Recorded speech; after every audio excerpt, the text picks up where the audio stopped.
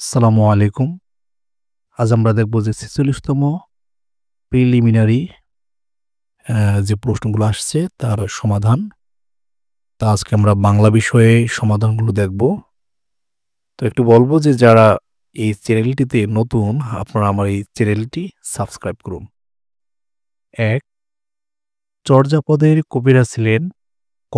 মহাজ্ঞানী বৌদ্ধ, খ. বজ্রঘানী বৌদ্ধ, গ. বাউল, ঘ. সহজজ্ঞানী বৌদ্ধ। উত্তর সহজঘানী বৌদ্ধ, ঘ নাম্বার সঠিক উত্তর। শূন্য পুরাণের রচয়িতা, উত্তর রামাই পণ্ডিত। বাংলা সাহিত্যের ইতিহাসে কাকিল্যা গ্রাম কেন উল্লেখযোগ্য? উত্তর ঘ. শ্রীকৃষ্ণ কীর্তন কাব্যের প্রাপ্তিস্থান, অর্থাৎ এখানেই এই কাব্যটি পাওয়া গিয়েছে। ৪ নম্বর প্রশ্ন হচ্ছে, যেসবে বঙ্গেত জন্মি হিংসে বঙ্গবাণী, সেসব কাহার জন্ম নির্ণয় ন জানি, কবিতাংশটি কোন কাব্যের অন্তর্গত? উত্তর ক. নূরনামা কাব্যের অন্তর্গত। ৫ নম্বর প্রশ্ন হচ্ছে, আলাওল কোন শতাব্দীর কবি?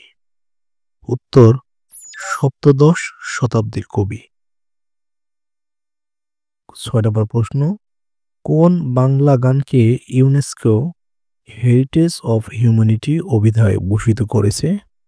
উত্তর হবে ঘ. বাউল গান। ৭ নম্বর প্রশ্ন, চণ্ডীচরণ মুন্সী কে?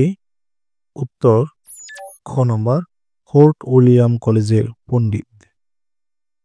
৮. রত্ন পরীক্ষা গ্রন্থের রচয়িতা কে? উত্তর গ. ঈশ্বরচন্দ্র বিদ্যাসাগর। ৯. স্বর্ণকুমারী দেবীর পিতার নাম কি? উত্তর খ. দেবেন্দ্রনাথ ঠাকুর। ১০.